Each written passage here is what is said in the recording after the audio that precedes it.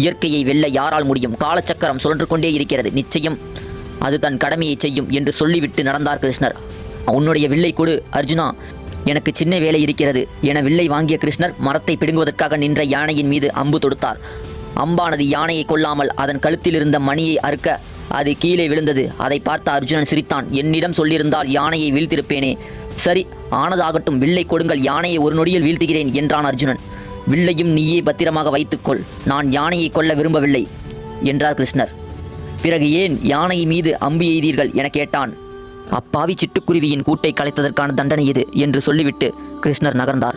இந்நிலையில் பாரத போர் மும்முரமாக நடந்தது. முடிவில் பாண்டவர்கள் வெற்றி பெற்றனர். அர்ஜுனனும் கிருஷ்ணரும் போர்க்களத்தில் சுற்றி வந்தபோது யானையின் கழுத்தில் அறுத்து எறிந்த மணியின் அருகில் வந்தனர். அர்ஜுனா, இந்த மணியை தூக்கு என்றார் கிருஷ்ணர். எத்தனையோ முக்கிய வேலைகள் இருக்க இதை செய்ய வேண்டியது இப்போது அவசியமா என கேட்டபடி மணியை எடுத்தான் அர்ஜுனன். அதிலிருந்து சிட்டுக்குருவி குஞ்சுகளுடன் வெளியே வந்தது.